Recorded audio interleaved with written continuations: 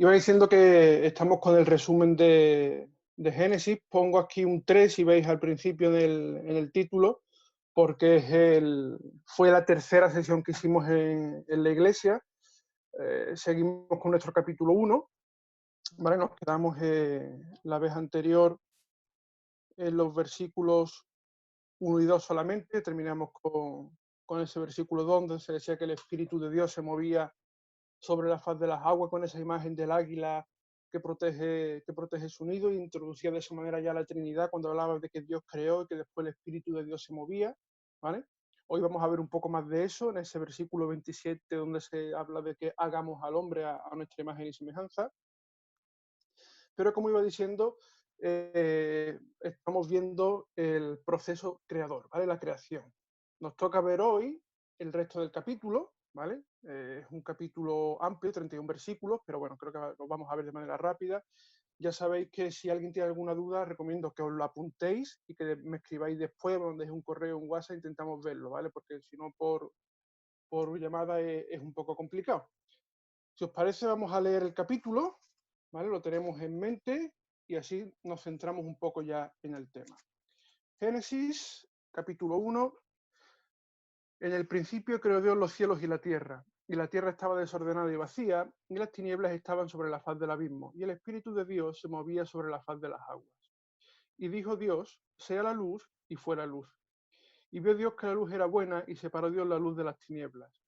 Y llamó Dios a la luz día, y a las tinieblas llamó noche. Y fue la tarde y la mañana un día. Luego dijo Dios, haya expansión en medio de las aguas y separe las aguas de las aguas. E hizo Dios la expansión y separó las aguas que estaban debajo de la expansión de las aguas que estaban sobre la expansión, y fue así. Y llamó Dios a la expansión cielos, y fue la tarde y la mañana el día segundo. Dijo también Dios, júntense las aguas que están debajo de los cielos en un lugar y descúbrase lo seco. Y fue así. Y llamó Dios a lo seco tierra, y a la reunión de las aguas llamó mares. Y vio Dios que era bueno. Después dijo Dios, produzca la tierra hierba verde, hierba que dé semilla, árbol de fruto que dé fruto según su género, que su semilla esté en él sobre la tierra. Y fue así. Produjo pues la tierra hierba verde, hierba que da semilla según su naturaleza, y árbol que da fruto cuya semilla esté en él según su género. Y vio Dios que era bueno. Y fue la tarde y la mañana el día tercero. Dijo luego Dios, haya lumbreras en la expansión de los cielos para separar el día de la noche, y sirvan de señales para las estaciones, para días y años, y sean por lumbreras en la expansión de los cielos para alumbrar sobre la tierra. Y fue así. E hizo Dios las dos grandes lumbreras, la lumbrera mayor para que señorease en el día, y la lumbrera menor para que señorease en la noche. Hizo también las estrellas. Y las puso Dios en la expansión de los cielos para alumbrar sobre la tierra, y para señorear en el día y en la noche, y para separar la luz de las tinieblas. Y vio Dios que era bueno. Y fue la tarde y la mañana el día cuarto. Dijo Dios, produzcan las aguas seres vivientes y aves que vuelen sobre la tierra en la expansión de los cielos. Y creó Dios los grandes monstruos marinos y todo ser viviente que se mueve, que las aguas produjeron según su género. Y toda ave alada según su especie, y vio Dios que era bueno. Y Dios los bendijo diciendo, fructificad y multiplicaos, llenad las aguas en los mares y multiplíquense las aves en la tierra. Y fue la tarde y la mañana el día quinto. Luego dijo Dios, produzca la tierra seres vivientes según su género, bestias y serpientes y animales de la tierra según su especie. Y fue así. E hizo Dios animales de la tierra según su género y ganado según su género, y todo animal que se arrastra sobre la tierra según su especie. Y vio Dios que era bueno. Entonces dijo Dios, hagamos al hombre a nuestra imagen, conforme a nuestra semejanza, y señoree en los peces del mar, en las aves de los cielos, en la bestia, en toda la tierra, en todo animal que se arrastra sobre la tierra. Y creó Dios al hombre a su imagen, a imagen de Dios lo creó, varón y hembra los creó. Y los bendijo Dios y les dijo, fructificad y multiplicaos, llenad la tierra y sojuzgadla, y señoread en los peces del mar, en las aves de los cielos, y en todas las bestias que se mueven sobre la tierra. Y dijo Dios, he aquí que os he dado toda planta que da semilla que está sobre la tierra, y todo árbol en que hay fruto y que da semilla os será para comer, y a toda bestia de la tierra, y a todas las aves de los cielos, y a todo lo que se arrastra sobre la tierra, en que hay vida, toda planta verde le será para comer, y fue así. Y vio Dios todo lo que había hecho, y aquí que era bueno en gran manera. Y fue la tarde y la mañana el día sexto. Bueno, hasta aquí. Un poquito de agua.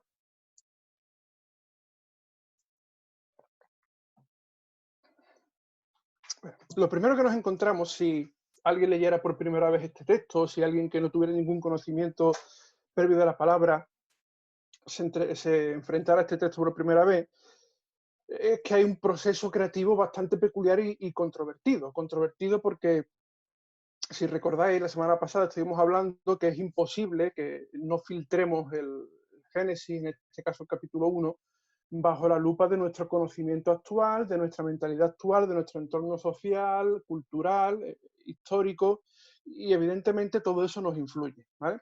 Y enfrentarnos a este relato, que recordemos es un texto resumen, es un texto que no va a explicar el cómo y el por qué, sino que solamente está contándonos el quién, pues evidentemente resulta un texto controvertido y que puede atragantarse y que puede ser difícil de entender, ¿vale?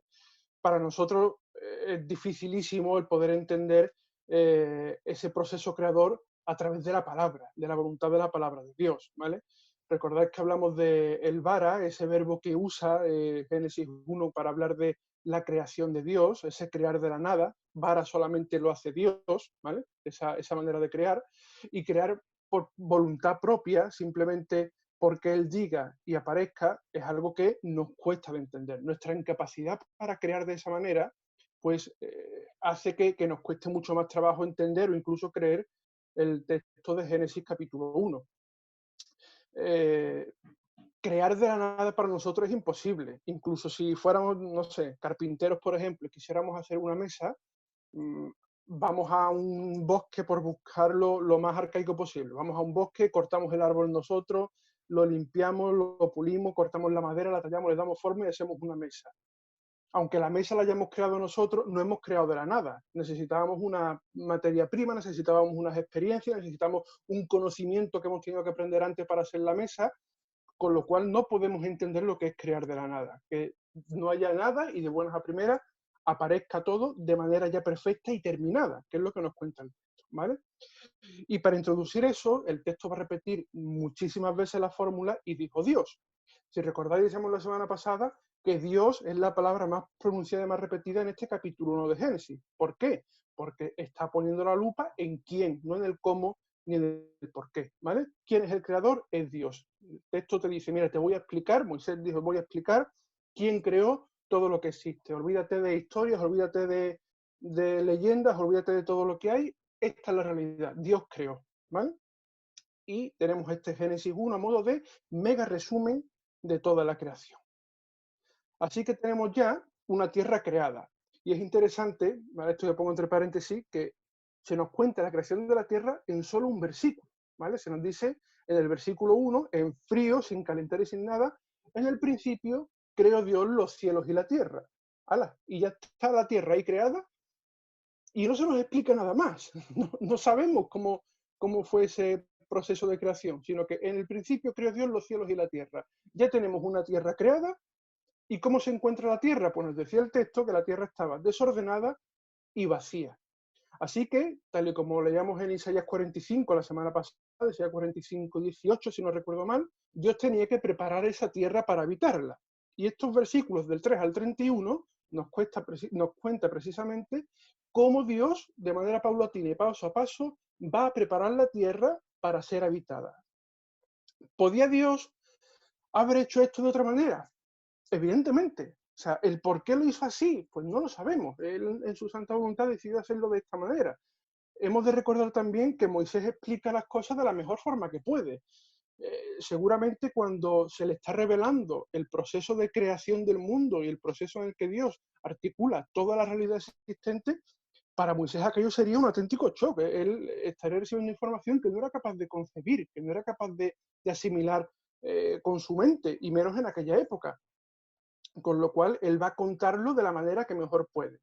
Y es por eso que decíamos que en el Génesis se usan a veces figuras retóricas, como por ejemplo el tema de los nombres, ¿vale? ¿Que podía haberlo Dios hecho de otra manera? Por supuesto que sí. Podía haber hecho que en un solo día, o en un solo instante, en una fracción de segundo, apareciera todo tal y como es. Pero decíamos que Génesis no era un libro científico, es un libro precientífico, pero que sin embargo eso no implica que sus datos o la manera en la que nos cuenta el proceso de creación no pueda ser cotejado con la ciencia actual, ¿vale? Y siguiendo eso vemos que hay una manera lógica en esta creación, hay un orden lógico, un orden creativo, y que eso puede ser avalado por la ciencia, ¿vale? ¿Por qué estaba la Tierra así? Es una pregunta que surgía cuando vimos esto en la congregación, ¿vale? No me quiero parar mucho, pero una teoría que hay es la teoría del cataclismo. Cuando hablo de por qué estaba la Tierra así, es porque estaba la Tierra desordenada y vacía. Dios la creó, la podía haber creado de manera perfecta. Hay quien dice que es la teoría del cataclismo, no hay pruebas de esto, ¿vale? Pero entre las teorías que hay, se refiere a que pudo haber un gran cataclismo en la Tierra que hizo que se quedara desordenada y vacía.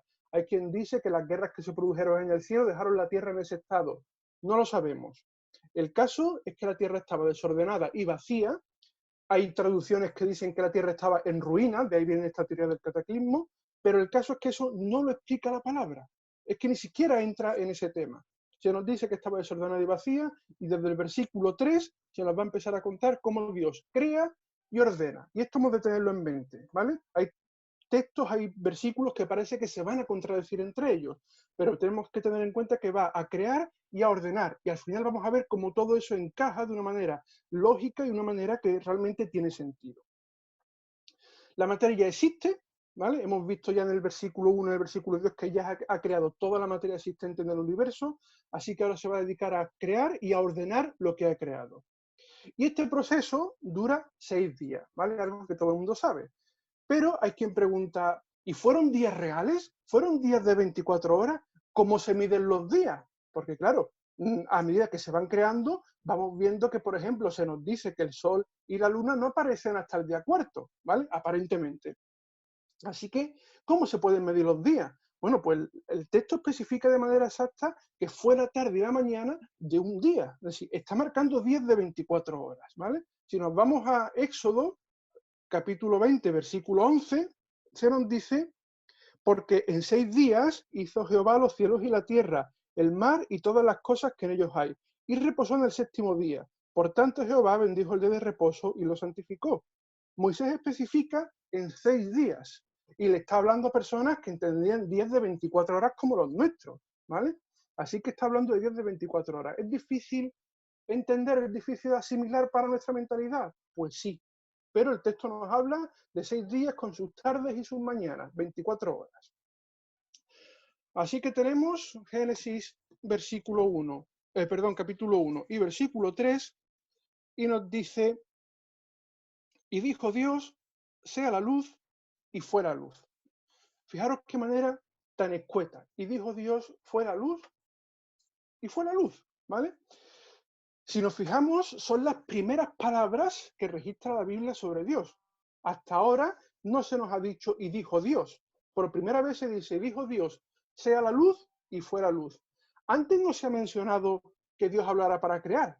¿Cómo creó esos cielos y esa tierra del versículo 1? Pues no lo sabemos, evidentemente por su voluntad. Pero no sabemos si dijo, sea la tierra, sea el cielo, sea el universo.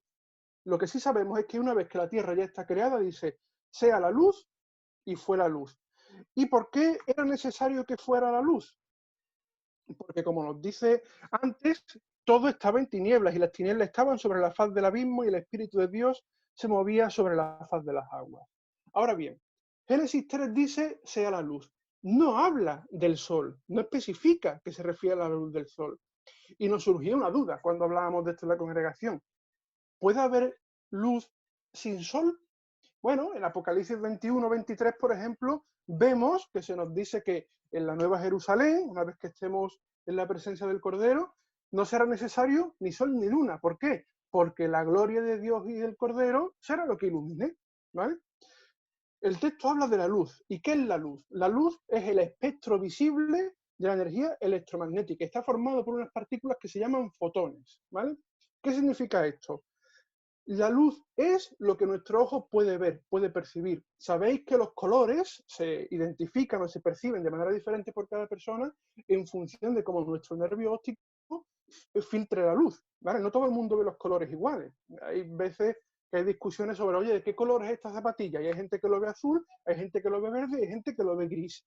Porque no todos los colores son percibidos de la misma manera. ¿Qué hace que esto sea así?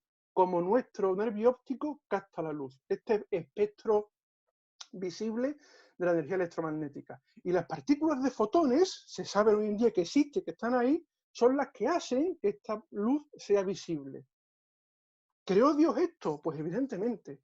Decíamos que Génesis no es un libro científico, pero hay ciencia en Génesis. Los fotones que no se descubrieron hasta muchos siglos después, ya aquí se nos habla de que Dios crea la luz. Y se habla de luz sin sol. ¿Puede estar relacionada? Sí, pero lo interesante es que dice que Dios crea la luz.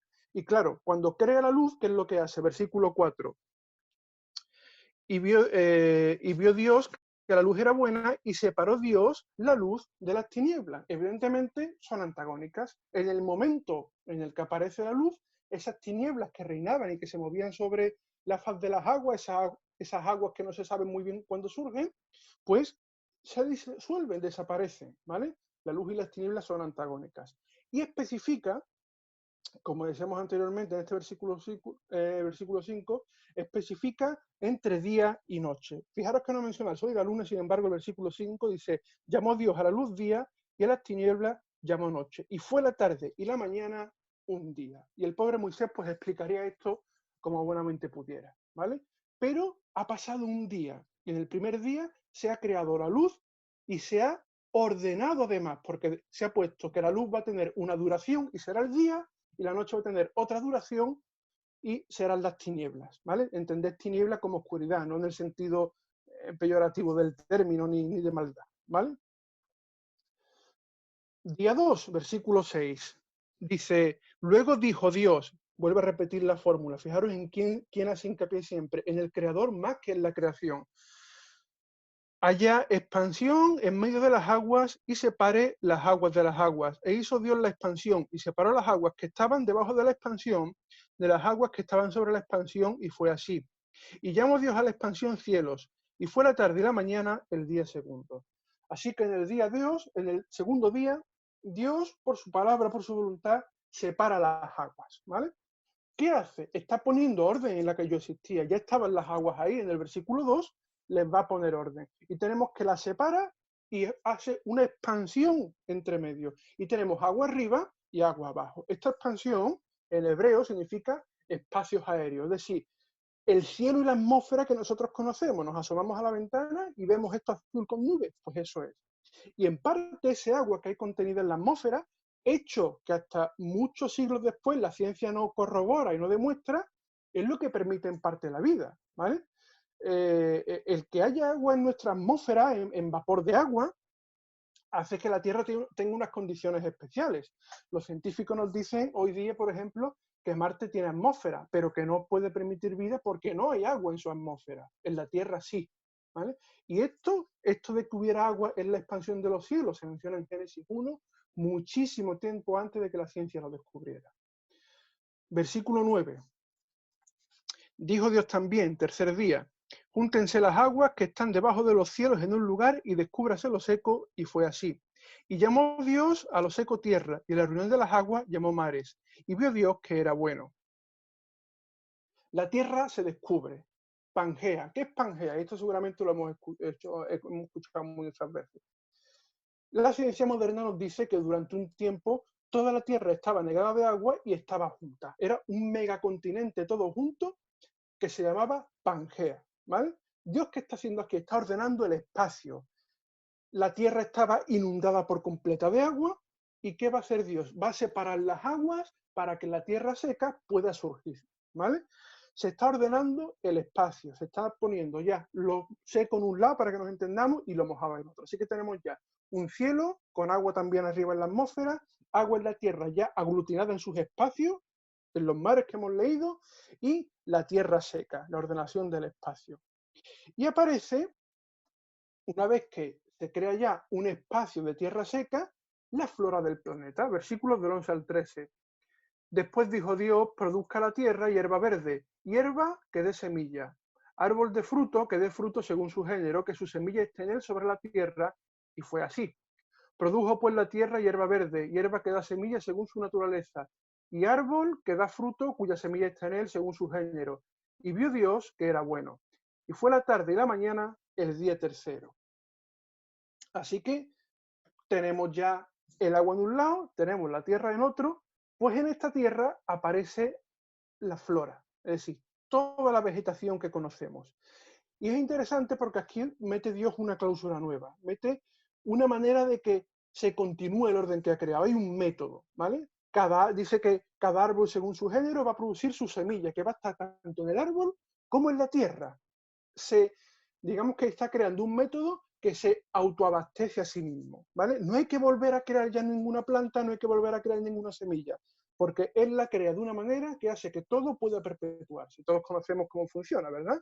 Si nosotros cogemos una semilla de manzana y la plantamos en el suelo, pues el tiempo que tenemos, un manzano. Y si de ese manzano cogemos semilla de una manzana que nos hayamos comido y la plantamos, tenemos otro manzano.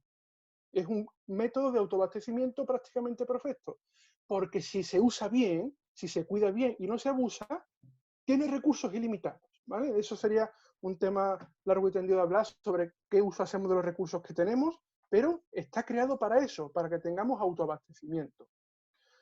Y esto fue, nos dice la palabra, el tercer día. Ahora bien, 3 días. Y ahora en los versículos del 14 al 19, fijaros los que nos cuenta del cuarto día. Dijo luego Dios: haya lumbreras en la expansión de los cielos para separar el día de la noche, y sirvan de señales para las estaciones, para días y años, y sean por lumbreras en la expansión de los cielos para alumbrar sobre la tierra, y fue así. E hizo Dios las dos grandes lumbreras, la lumbrera mayor para que señorease en el día, y la lumbrera menor para que señorease en la noche. Hizo también las estrellas, y las puso Dios en la expansión de los cielos para alumbrar sobre la tierra, y para señorear en el día y en la noche, para separar la luz de las tinieblas. Y vio Dios que era bueno. Y fue la tarde y la mañana el día cuarto. Este es uno de los grandes enigmas de Génesis capítulo 1. Si ya el primer día se nos ha dicho que creó Dios la luz y que separó la luz de las tinieblas y llamó a la luz día y a las tinieblas noche, ¿cómo es posible que ahora en el día cuarto se nos diga de manera específica que se crean el sol, la luna y también las estrellas, que las menciona aquí, por cierto? ¿Había ya sol y luna en el primer día? El texto no lo especifica, pero la lógica nos invita a pensar a que sí, a pesar de que Dios puede crear luz sin necesidad de sol, ¿vale? Como hemos visto anteriormente, pero hay una cosa que es de cajón, y es que en el método que Dios crea de perpetuación de la flora del planeta, sabemos que es necesario el sol. Sin sol no hay plantas. Y Dios, que es un Dios de orden y es un Dios lógico, como vemos en toda la palabra, tiene sentido de que creara ya un sol anteriormente para que esa flora pudiera florecer y pudiera perpetuarse. Aunque Dios crea las plantas en un primer momento tal y como son, para que esa semilla de su fruto, una vez que caiga al suelo, se necesita de manera inequívoca la luz solar, ¿vale? Para que las plantas puedan realizar la fotosíntesis. Y el primer día hemos visto que ya se hablaba de 24 horas, de una tarde y de una noche.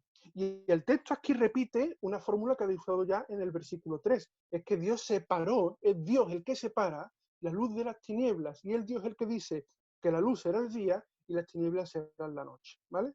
Entonces, ¿de qué nos puede estar hablando estos versículos del 14 al 19 de Génesis 1? Y esto es interpretación, ¿vale? Tened en cuenta siempre que no podemos saber a ciencia cierta, no podemos saber 100% seguro, pero podemos intentar usar la lógica conforme siempre a lo que entendemos en las escrituras.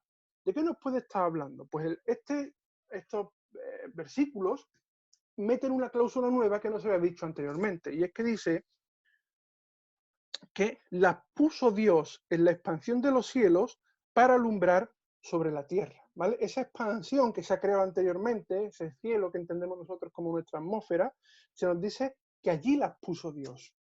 ¿Puede estar, por tanto, el texto refiriéndose a que Dios lo que hace es colocar en el sitio exacto donde tienen que estar el sol, la luna y las estrellas? Pues es posible, ¿vale? La ciencia moderna nos dice que en la Tierra fue posible la aparición de la vida porque estamos a la distancia perfecta de los astros que nos rodean. Si estuviéramos más cerca, más lejos del Sol, no sería posible que la vida hubiera aparecido en la Tierra. Sabéis incluso que la distancia que tenemos con la Luna influye en las mareas, ¿vale? la luna nos influye. Siempre se ha dicho que hay luna llena, la que esté embarazada se va a poner de parto, ¿no? Si está cerca. Evidentemente nos influye la distancia a la que estamos del Sol y de la luna. ¿Es posible que Dios las colocara en el momento exacto, en el momento justo y en su lugar correcto para que la vida fuera posible y la Tierra fuera habitable? Pues es posible. Por eso el texto mete esta cláusula que dice que las puso Dios en la expansión de los cielos. No es incompatible el que se nos diga en el cuarto día que aparecen el Sol y la Luna con que en el primer día ya estuvieran ahí, ¿vale? Y Dios lo que hace es colocarla para que esa flora que acaba de crear tenga la luz del sol exacta y perfecta para que permita ese sistema de retroalimentación que Dios ha creado a través de las semillas. Versículos 20 al 25. ¿Vale? Voy un poco rápido porque son cosas que ya hemos visto y no quiero tampoco extenderme mucho. Dijo Dios: produzcan las aguas seres vivientes y aves que vuelen sobre la tierra en la abierta expansión de los cielos. Y creó Dios los grandes monstruos marinos y todo ser viviente que se mueve, que las aguas produjeron según su género, y toda ave alada según su especie, y vio Dios que era bueno. Y Dios los bendijo diciendo: fructificad y multiplicaos, y llenad la tierra, y llenad las aguas, y en los mares, y multiplíquense las aves en la tierra. Y fue la tarde y la mañana el día quinto. Bueno, pues tenemos el quinto día. Se nos ha creado un sistema de luz regido por sus horas, regidos por sus ciclos. Dios ha separado la luz y las tinieblas para tener un ciclo de día y de noche. Se nos ha creado una atmósfera con agua que permite la vida, se ha creado una expansión llamada cielos, se ha separado la tierra para que aparezca lo seco, las aguas se han ido por su lado, y en esa tierra ha aparecido la flora. ¿Y qué falta? Pues falta algún ser viviente que no sea planta para que habite eso. Así que Dios dice, bueno, pues que produzcan los mares su fauna específica. Y es interesante que dice el versículo 21 que creó Dios los grandes monstruos marinos y todo ser viviente que se mueve. ¿Qué son los grandes monstruos marinos? Pues sinceramente no tengo ni idea. No sabemos qué es lo que hay, incluso en estas fosas abisales tan profundas como las de las Marianas, se nos dicen que hay especies que no llegamos a conocer. Se sabe que hay por ahí calamares gigantes que son capaces de hundir un barco del tamaño que tienen. Son cosas raras de ver, pero que se sabe que están ahí. Los grandes monstruos marinos que aparecen aquí en Génesis 21, pues no sé lo que Dios creó, pero ahí dice que también los hizo Él. Y que los mares producieron toda su fauna, todos los peces que conocemos hoy en día. ¿Y qué hace Dios? Al igual que ha establecido un sistema de retroalimentación antes con las plantas, lo va a hacer con las especies de peces y de aves. Pero claro, aquí no se producen por semillas, se nos dicen que Dios los bendijo, fijaros bien, los bendijo con esto: fructificad y multiplicad, y llenad las aguas de los mares y multiplíquense las aves en la tierra. Está poniendo en marcha un sistema, ¿vale? Dios lo que es como una especie de ingeniero que crea un sistema de movimiento continuo, ¿vale? Una máquina de estas de una cadena sin fin, en el que una vez que se pone en marcha, se retroalimenta a sí misma y ya sigue sola. Lo mismo que hizo con las plantas, lo hace con los peces y lo hace con las aves. Y fijaros que dice la palabra que es una bendición. Los bendijo diciendo: creced, multiplicaos, fructificad y llenad los mares y llenad el cielo y tened vuestro propio camino, ¿vale?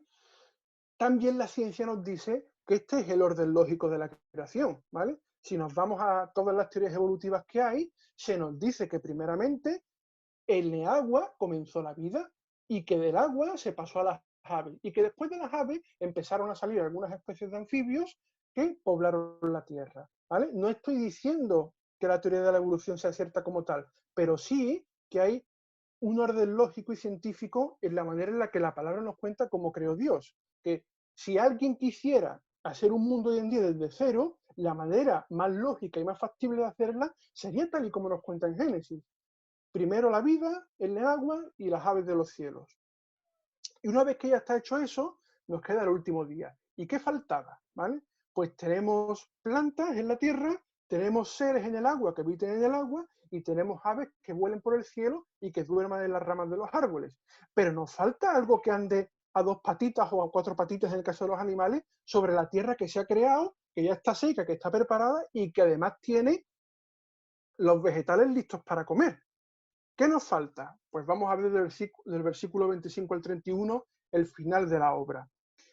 Y dice, e hizo Dios animales de la tierra según su género. Vuelvo a especificar el según su género. Esto nos habla de variedad, ¿vale? No estemos pensando que Dios crea a 3 o 4 especies y el resto surgen por generación espontánea. Cuando la Biblia habla tanto con los peces del mar como con los animales de la tierra, según su género, nos habla de variedad. El género de las especies y todas las subespecies que vienen con ellas fueron creados por Dios. Es interesante que la Biblia especifique eso, ¿vale? Dice que hizo Dios animales de la tierra según su género, y ganado según su género, y todo animal que se arrastra sobre la tierra según su especie. Fijaros que especifica animal que se arrastra sobre la tierra, ¿vale? Hablando, por ejemplo, de reptiles o incluso de anfibios. Y vio Dios que era bueno. Entonces dijo Dios, y hay como una especie de punto y aparte, ¿vale?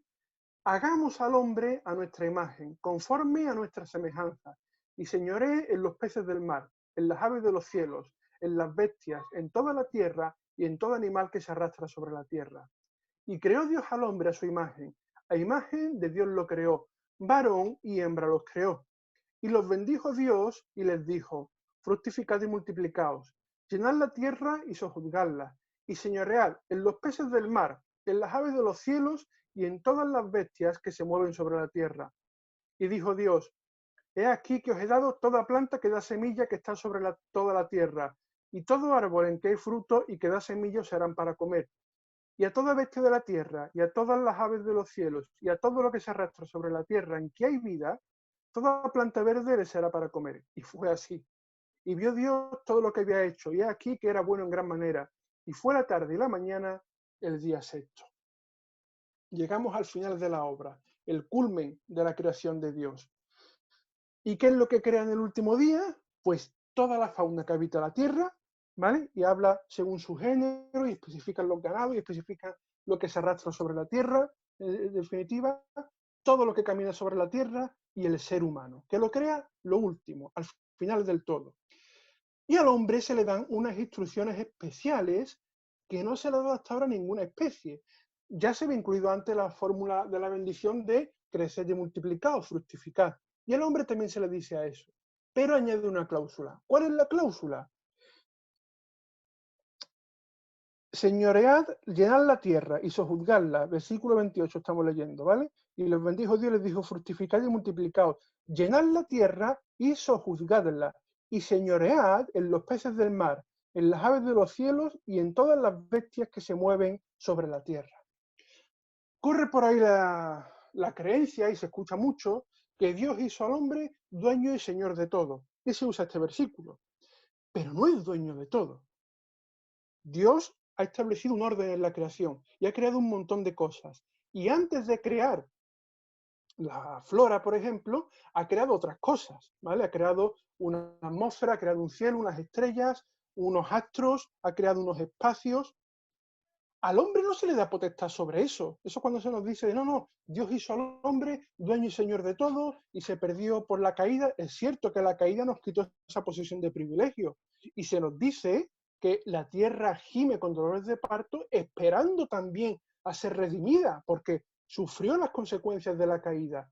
Pero no se hizo al hombre dueño y señor de todo. Hay cosas que quedan fuera de los dominios del hombre. No se mencionan los cuerpos celestes, no se mencionan las cosas invisibles o invisibles que vimos en Génesis 1, no se menciona el ciclo del clima, el ciclo de las estaciones, que se habla cuando nos dicen que Dios introdujo al sol y la luna en su sitio correcto. Se deja al hombre al margen de eso. ¿Se le dio potestad sobre qué? Pues sobre lo que se podía comer, sobre lo que se podía plantar, y se nos dice, señoread en la tierra, sojuzgadla, ¿vale? A eso es a lo que se le otorga dominio, un dominio que después el hombre pierde a causa de la caída, pero no es dueño de todo, como se nos suele decir. Hay cosas que escapan de nuestro contenido, hay cosas que escapan de nuestro dominio. Incluso antes de la caída escapaban de él, mucho más ahora, ¿vale? Cuando intentamos a veces comprender misterios del universo, es que nos quedamos tan cortos simple y llanamente porque eso escapa de nuestro dominio. Jamás tuvimos potestad sobre eso, ni siquiera antes de la caída. Y el versículo 27 es el que mejor ilustra que este capítulo entero no es más que una especie de mini resumen de algo muy bestia, como es la creación. Hemos leído en 31 versículos cosas que son brutales, que si nos pusiéramos a analizar paso por paso y a poner la lupa en cada detalle, es increíble, ¿no? No llegaríamos a abarcarlo todo, porque crear todo lo que existe de esta manera en 6 días y contarlo con esta facilidad no tiene más remedio que ser un resumen. Y este versículo 27 lo ilustra muy bien. ¿Por qué? Porque en el 27 se nos dice, creó Dios al hombre a su imagen. A imagen de Dios los creó, varón y hembra los creó. Pero sabemos que después se nos va a explicar que el orden fue muy específico, que primero se crea Adán y que una vez que es creado Adán, se le hace la ayuda idónea que es Eva. No se crean los dos a la vez. Sin embargo, este versículo 27 parece que da a entender que se crea al hombre y a la mujer de buenas a primeras y que se crea además como especie. Venga, se crean todos. Cuando después vamos a ver con detenimiento que no fue así, que hubo un proceso, que hubo una manufacturación de manera concreta y específica de Dios en hacer al hombre, en hacer a Adán, ¿vale? Así que este versículo nos indica perfectamente eso, que esto no es más que un resumen. Y por eso se nos dice que al final de la obra de creación, al final de todo este proceso en el que Dios prepara la tierra para habitarla, crea al hombre y a la mujer, de manera genérica, para que puedan habitar la tierra que Dios ha preparado para ellos, ¿vale?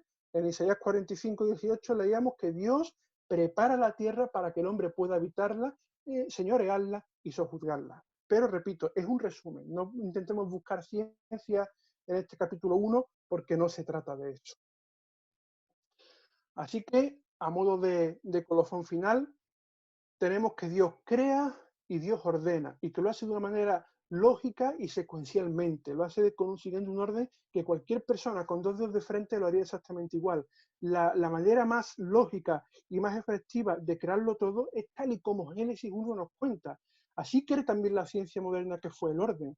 Claro, se nos cuenta la teoría del Big Bang, se nos cuenta la teoría de la evolución, pero lo que se nos dice es que la evolución siguió este mismo orden. Primero aparece la tierra seca, se separan los mares, en el mar surge, o en el agua surge la vida, de ese agua salen las aves, después salen los anfibios, de los anfibios salen los reptiles, de los reptiles salen los homínidos, en fin, todo lo que la ciencia nos cuenta.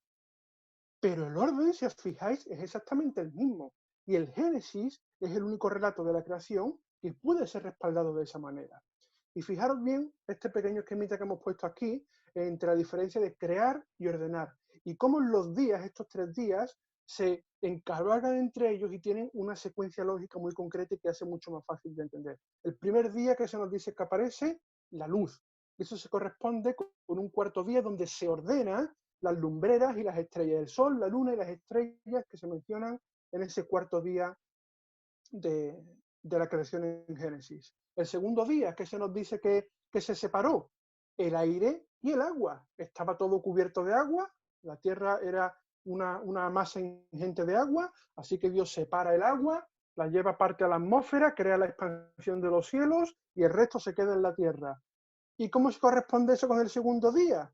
Pues los pájaros y los peces que van a habitar ese aire y ese agua, ¿vale? El tercer día, ¿qué aparece? La tierra y la vegetación, y aparecen los dos en el tercer día. La tierra, porque el agua se separa, y de ese agua que se ha separado, pero que además estaría húmeda y sería rica en nutrientes, aparece toda la vegetación, toda la flora del planeta. ¿Y el sexto día con qué se corresponde eso? Pues con la gente que va a habitar en esa tierra que ya está seca y que tiene vegetación, los animales y el ser humano, ¿vale? Y que además se van a alimentar de eso que ha surgido en el tercer día. Vemos cómo encaja todo el texto perfectamente, vemos cómo hay una sinergia, cómo son prácticamente sinópticos los días entre ellos. En 3 días crea, en 3 días ordena. Y de esta manera se entiende mucho mejor las posibles controversias que pueden surgir, las posibles dudas en cuanto al orden de la creación, como ese cuarto día con el primero del Sol y la Luna, ¿vale? Tiene un orden lógico, tiene una secuencia lógica y tiene una manera de actuar que puede ser cotejada por la ciencia. Pero hemos de entender algo fundamental. Incluso aunque así no fuera, al no ser Génesis un libro científico, sino un libro de fe, hemos de entender que hay cosas que tenemos que creerlas por fe. Y que por mucho que nos empeñemos en racionalizarlo todo, porque somos así, no podemos evitarlo, intentamos llevarlo todo al tema de la razón, hay cosas que no podremos entender hasta que nuestros cuerpos carnales no sean renovados, hasta que no conozcamos cómo hemos sido conocidos, como dice la palabra. Y hay cosas que hemos de entenderlas por fe. ¿Que la ciencia respalda esto? Perfecto, claro. Es que Dios ha hecho una creación perfecta. Es que Dios sabía lo que hacía. Es que no hay mejor arquitecto que Él. Es que ha dejado su firma en todo lo que hay. Estamos sujetos a un genoma, a unas reglas genéticas que es la firma de Dios, o yo creo que es la firma de Dios, ¿vale? ¿Quién no firma su obra? Pero incluso, aunque no pudiéramos entender los refutados apoyado por la ciencia, hemos de entender que Génesis es un libro de fe, no es un libro de ciencia, ¿vale? Como colofón, versículo 31, entender que todo fue creado perfecto en el momento de la creación. Hoy en día vemos las consecuencias del pecado, vemos especies que se han extinguido a causa de la acción del hombre, vemos que hay bosques que están siendo esquilmados, vemos que la atmósfera no es lo limpia que debería ser, vemos que hay cosas que no funcionan como deberían funcionar. ¿Es eso un fallo en la creación de Dios? No, es consecuencia de la caída, es consecuencia del pecado y es consecuencia del mal uso que hacemos. Pero en un principio la Tierra fue hecha de manera perfecta para que la vida humana fuera perpetua. Recordemos que hasta el diluvio, ¿cuántos años vivía la gente en la Tierra? Un montón, porque la calidad de vida era perfecta porque Dios lo había hecho todo perfecto. Dice el versículo 31, y hace hincapié en esto, y vio Dios todo lo que había hecho, y era aquí que era bueno en gran manera. Fijaros qué énfasis, por un énfasis que hasta ahora no había puesto, porque siempre había dicho, y vio Dios que era bueno, y vio Dios que era bueno. Aquí se nos dice que vio todo lo que había hecho y que era bueno en gran manera, y que estaba satisfecho de su obra, y que descansó de todo lo que había hecho. Todo fue creado de manera perfecta. Y la tierra gime con dolores de parto esperando la redención. Y tendremos un día un cielo nuevo y una tierra nueva, incorruptible, perfecta, quizás como ese modelo perfecto que Dios tenía en su bendita mente cuando creó y diseñó todo lo que existe, ¿vale? Y hasta aquí el resumen de hoy. Sabemos que creó al hombre a su imagen y semejanza, entendemos que es un resumen de lo que se nos ha contado, que no todo fue creado de esa manera tan rápido, tan fugaz, si queremos decirlo de esa forma, y vamos a ver posteriormente cómo en el capítulo 2 se nos habla con detalle de esa creación suprema que es el hombre, y cómo Dios hace algo diferente a lo que ha hecho con el resto de la creación. Dios creó porque dijo, sea la luz, y fue la luz, que aparezcan las plantas y aparecieron, que aparezcan los animales y aparecieron, que aparezca la fauna marina y apareció, y se nos dice que Dios creó al hombre a su imagen y semejanza, ¿vale? Ya sabemos que el ser humano es tripartito, y se nos va a contar posteriormente que es Dios el que con sus manos propias crea al hombre dándole forma con el barro.